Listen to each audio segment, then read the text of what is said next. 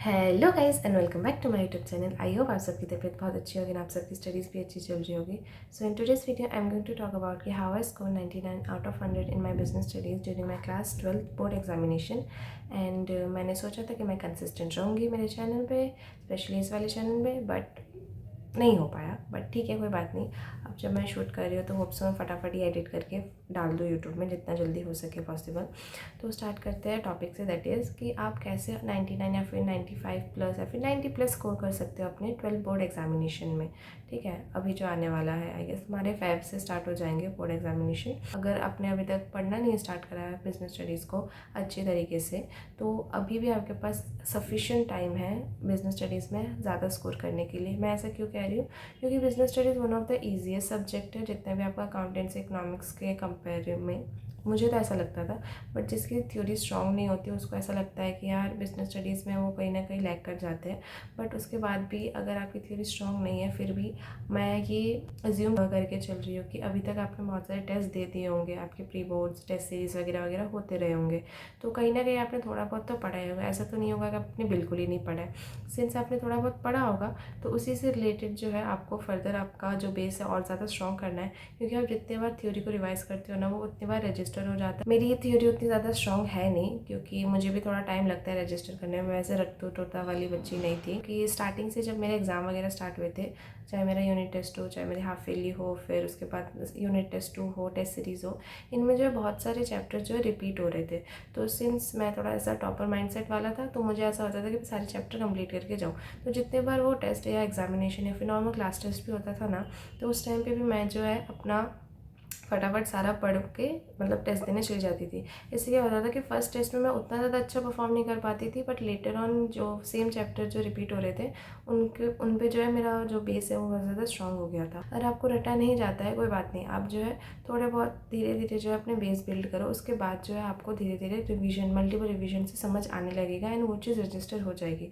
वही अगर आपको रटना आता है, गुड फॉर यू, बट ये रटने वाली चीज़ जो है आपकी केस स्टडीज़ में काम नहीं आती है, क्योंकि अब और ज़्यादा कंसेप्चुअल बेस्ड जो क्वेश्चन आने लग गए हैं सीबीएसई के बोर्ड एग्जामिनेशन में। ये सबसे पहले अगर आपको स्टार्ट करना है, आपका बेस क्लियर नहीं है, या फिर आपको कुछ भी कंसेप्ट समझ नहीं आ रहा है, या फिर आपने इवन आपने ट्यूशन भी लगाया, या फिर आप स्कूल से पढ़ भी रहे हो अपने टीचर से, उसके बाद भी तो मैं सबसे पहले आपको ये सजेस्ट करूँगी कि यूट्यूब में बहुत सारे चैनल्स ऐसे अवेलेबल है जो कि आपको बहुत अच्छे से एक्सप्लेन कर देते हैं। ठीक है, मतलब चैप्टर वाइज कर देते हैं, आपको कोई पर्टिकुलर कंसेप्ट समझ नहीं आ रहा है वो कर देते हैं।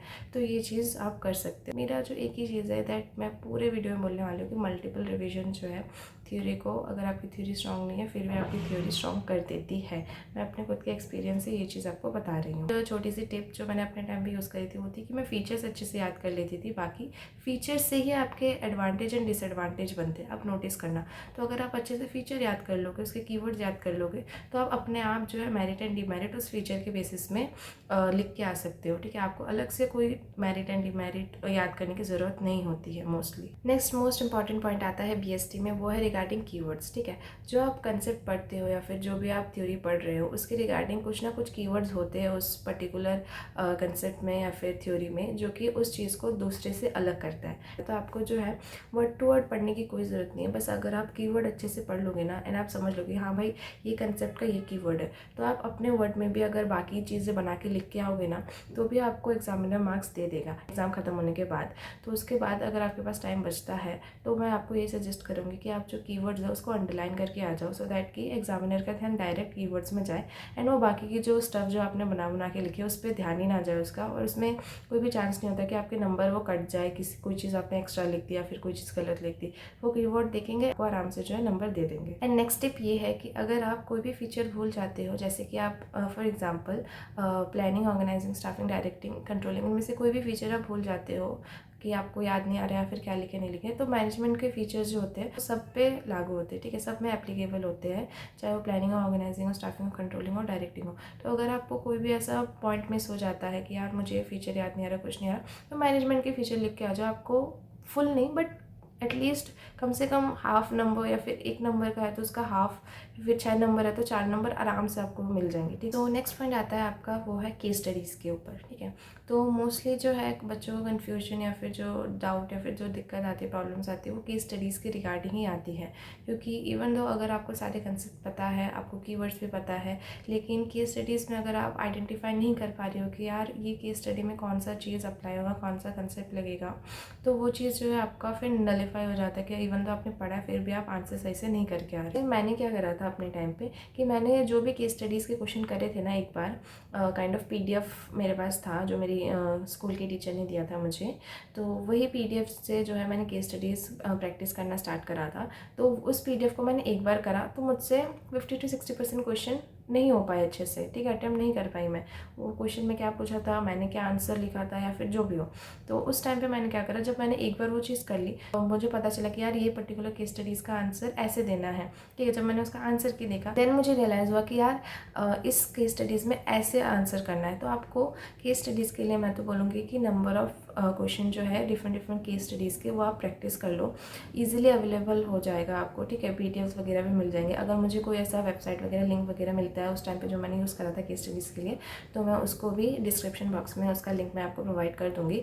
आपको जो है डिफरेंट टाइप ऑफ क्वेश्चन देखने हैं कि अच्छा इस टाइप के क्वेश्चन को ऐसे टैकल करना है, फिर इस टाइप के क्वेश्चन को इस फॉर्मेट में लिखना है। तो ये चीज़ अगर आप करते रहोगे ना, तो आपका केस स्टडी के ऊपर भी बहुत ज़्यादा स्ट्रॉन्ग कमांड हो जाएगा, एंड आपको मतलब 95 से ओवर स्कोर करने के लिए तो कोई रोक ही नहीं सकता आफ्टर दैट। एक और पॉइंट केस स्टडीज़ में मैं आपको ये बताऊंगी कि आप जब भी केस स्टडी का क्वेश्चन पढ़ते हो, तो आपको सबसे पहले लास्ट 2 लाइन जो होती है केस स्टडीज़ की, जिसमें मेन क्वेश्चन पूछा जाता है कि आपको बताना है क्या फीचर है, या फिर आपको बताना है कि इसमें कौन सी चीज़ अप्लाई हो रही है, कौन सा कंसेप्ट अप्लाई हो रहा है, तो आपको पहले वो 2 लाइन जो है पढ़ना है। उसके बाद जो है आपको पूरा वापस जो ऊपर जो केस स्टडी या फिर केस सिनेरियो बताया होगा वो आपको रीड आउट करना है। ऐसे अगर आप करोगे तो आपका टाइम भी सेव होता है, एंड आप जो है बेसिकली अगर लास्ट के 2 लाइन पढ़ लेते हो, फॉर एग्जाम्पल आपको बोला है कि ये पर्टिकुलर बताओ इसमें कौन सा मार्केटिंग टूल लगने वाला है, मार्केटिंग मिक्स का टूल है, तो अब फिर आपका माइंडसेट में आएगा कि चलो भाई मैनेजमेंट वाला चैप्टर हटा दो, ये वाला चैप्टर हटा दो, अब मार्केटिंग वाला चैप्टर में आते हैं। उसमें फिर आप जो है इसमें एलिमिनेशन मेथड अप्लाई कर सकते हो कि चलो ये चैप्टर हट गया, ये चैप्टर हट गया,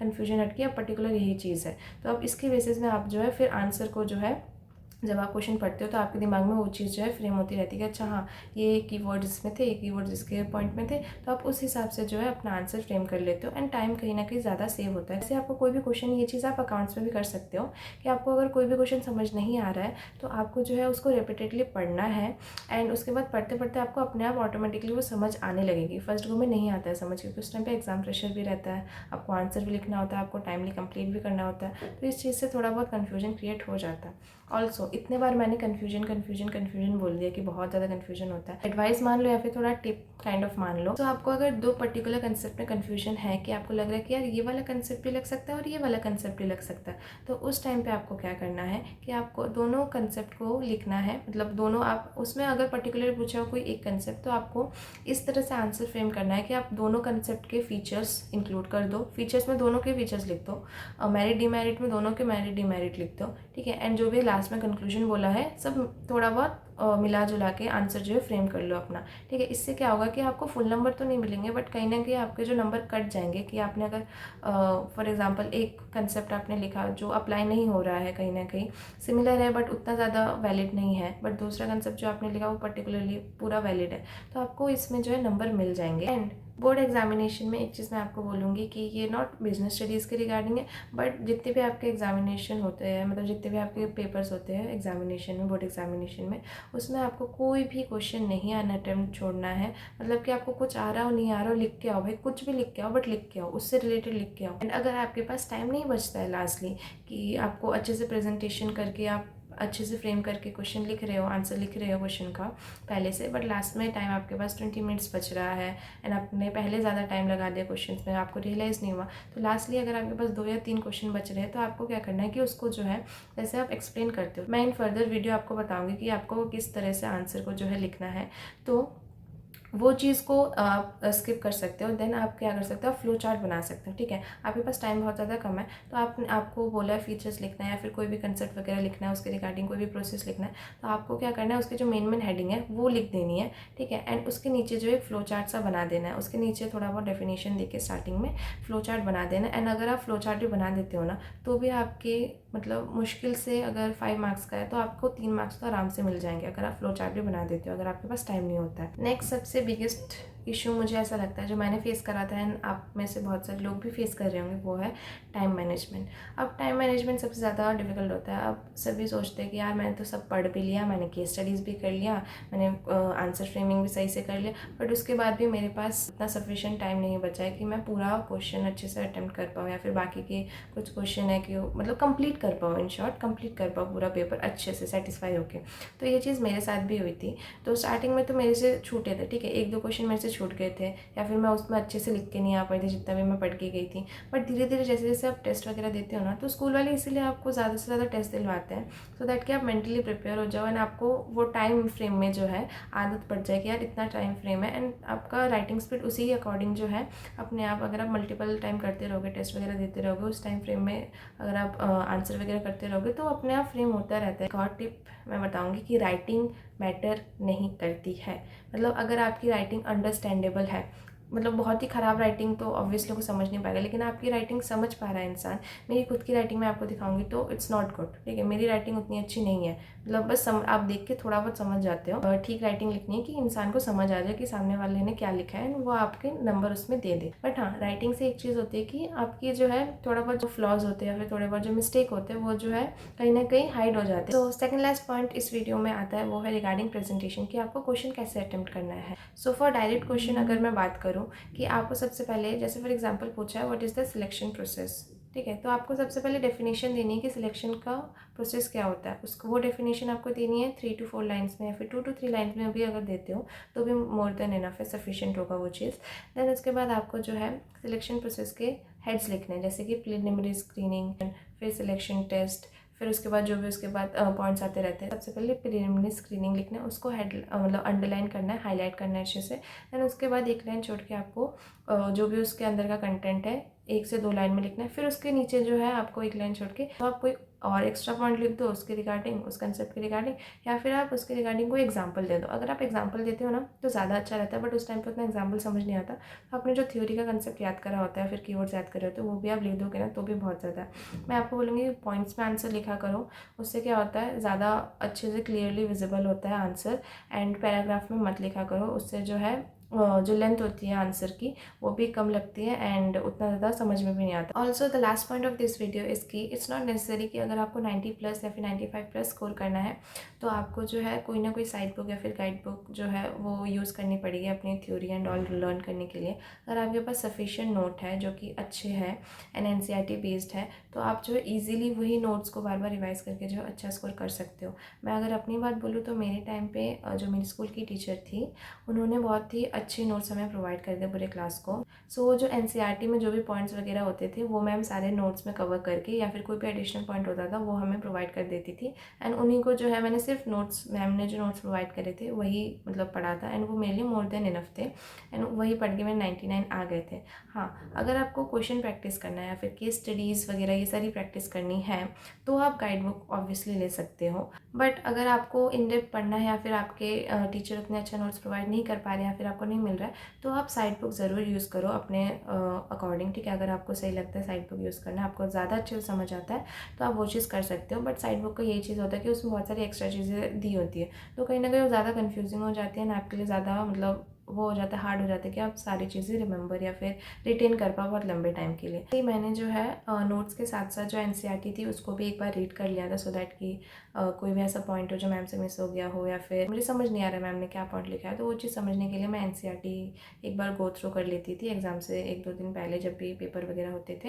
एंड उसके अलावा कोई भी कंसेप्ट अलग से मुझे समझ नहीं आ रहा तो उसका मैं यूट्यूब वीडियो आराम से देख लेती थी उस कंसेप्ट के ऊपर या फिर उस पर्टिकुलर टॉपिक के ऊपर। सो गाइस, एक और पॉइंट जो मैं भूल गई थी मेन वीडियो में ऐड करना। बेसिकली अभी मैं वीडियो एडिट कर रही थी, सो मुझे रियलाइज़ हुआ कि ये चीज़ मैंने ऐड नहीं करी है। मतलब उस टाइम पे आई गेस स्लिप हो गया था दिमाग से कि मुझे ये चीज़ भी इंक्लूड करनी चाहिए। मुझे लगा शायद से मैंने करी है, बट नहीं करी थी अनफॉर्चुनेटली।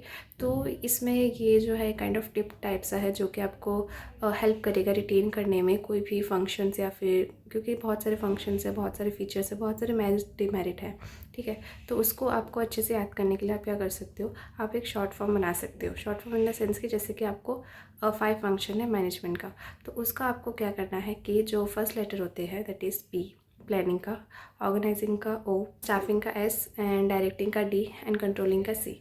तो इससे जो है फर्स्ट लेटर लेके आपने एक शॉर्ट फॉर्म बनानी है दैट इज़ पोस्टर। इससे क्या हुआ, आपको याद भी रहेगा वो चीज़ 5 फंक्शन, एंड आप सीक्वेंस वाइज भी उसको भूलोगे नहीं। तो ऐसे आप बहुत सारे फंक्शंस वगैरह, फीचर्स वगैरह सारे ऐसे शॉर्ट फॉर्म बना सकते हो, एंड वो कहीं ना कहीं आपको बहुत ज़्यादा हेल्प करता है रिटेन करने में। एंड ये चीज़ मुझे मेरे टीचर ने बताया था, क्लास टीचर ने, एंड इस चीज़ ने मुझे बहुत ज़्यादा हेल्प करा है सारे फंक्शन और अच्छे से पॉइंट, कोई भी पॉइंट मिस ना हो जाए इसलिए। सो या आप ये अप्लाई कर सकते हो। सो गाइस फाइनली ये वीडियो एंड होता है यहीं पे, एंड आई होप आपको ये जो मैंने पॉइंट्स बताए एंड ये सारी चीज़ें जो मैंने आपको बताई वो चीज़ कहीं ना कहीं आपको हेल्प करे, एंड आपको थोड़ी इन्फॉर्मेटिव लगी हो ये वीडियो। एंड अगर लगी हो तो please do like, share and subscribe, and thank you so much once again मेरी इतनी देर तक बकर बकर सुनने के लिए।